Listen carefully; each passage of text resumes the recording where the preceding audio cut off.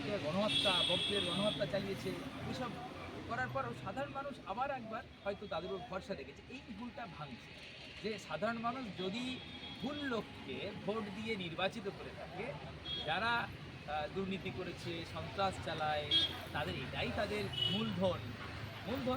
এটা যদি চয়েস করে, মানুষের চয়েস যদি ভুল হয়, তার খেসারত তারপরে তো কান থেকে উল্টে যায়। এবার সেটা পাল্টিয়ে বলবো, আইন এখনো বেঁচে আছে, যার ফলেই পার্থবাবু জেলে। তিনি মহাসচিব, কিন্তু তাকে জেলে যেতে হয়েছে, অনুব্রতদেরও যেতে হয়েছে। আইন এখনো বেঁচে আছে, আইনকে রক্ষা করতে হবে, তার জন্যই আমাদের লড়াই। সংবিধান বেঁচে থাকলে আমরা বেঁচে থাকবো, নাহলে আমরা কিন্তু পরাধীন হয়ে যাবো। এই সংবিধান মিটিয়ে দিতে চায় কেন্দ্রের বিজেপি সরকার, এই রাজ্য সরকারও বকলমে সংবিধানকে বুড়াবুল দেখিয়ে সব কিছু কাজ করছে। তবে হ্যাঁ, আমরা আইনের দ্বারস্থ হয়ে শওকত মোল্লাকে হাইকোর্ট দ্বারা প্রমাণ করাতে পেরেছি যে উনি হচ্ছেন নটোরিয়াস ক্রিমিনাল। হ্যাঁ, আপনি বলবেন যে তার বিচার ব্যবস্থা বিলম্বিত হচ্ছে, শাস্তি হচ্ছে না। আমরা ধৈর্যের সঙ্গে আইনের আশ্রয়ে আছি। আইনের মার কাছে কিন্তু অনেকজনকে শাস্তি পেতে হয়েছে, অনেক মন্ত্রী জেলের ঘানি কাটতে হয়েছে, ভাত খেতে হয়েছে।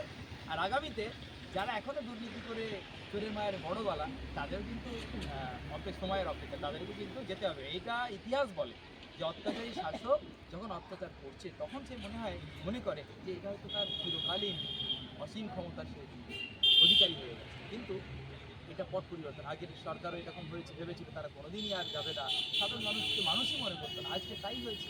আপনারা দেখছেন, মন্ত্রীর মুখে বলছে মন্ত্রিত্ব পেতে গেলে 10 কোটি লাগে, পদ পেতে গেলে 10 লাখ টাকা লাগে, 50 লাখ টাকা লাগছে।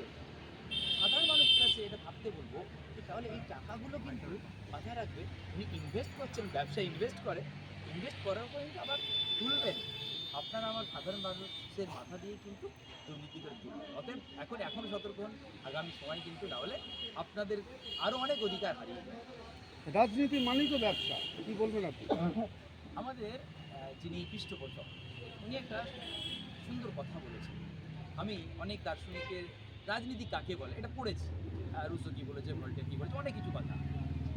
একটা ডেফিনেশান খুব সহজ সরলভাবে উনি কথা বলেন। উনি এক জায়গায় বলেছেন, দেখবেন আপনারাও শুনেছেন, যে রাজনীতি মানে হলো রাষ্ট্র আর রাষ্ট্রবাসীর সেবা, দেশ আর দেশবাসীর সেবার নামই হচ্ছে রাজনীতি। তাদের অধিকার পাইয়ে দেওয়াটাই হচ্ছে রাজনীতি। সেটা তো লুপ্ত হয়ে যাচ্ছে। হ্যাঁ, কিন্তু আমাদের ভারতবর্ষকে যারা স্বাধীন করেছে, যাদের প্রাণ পুরুষ, তারা ক্ষুদিরাম বসু দিয়ে জীবন উৎসর্গ করেছে দেশকে বাঁচানো, দেশবাসীকে বাঁচানো। হাফিজ তিতুমির নিজেকে শহীদ হয়েছে কেন? নিজেকে বিলীন করেছে দেশ আর দেশবাসী রক্ষার জন্য। আশফাকুল্লাহ খান লড়াই করেছে, আমরা তাদেরকে মনে করি তখন দেশপ্রেম ছিল, দেশপ্রেম। এখন কিন্তু বলেন তো গদি প্রেম, অর্থপ্রেম, কি বলবেন আপনি? দেখুন, এটার এই তৃণমূল কংগ্রেস এসে এই মানে রাজনীতিটা ব্যবসায় পরিণত করেছে, মানে ওনাদের আইপ্যাকের টিম আছে, কর্পোরেট স্টাইলে করছে। এর অবসান করবে, কারণ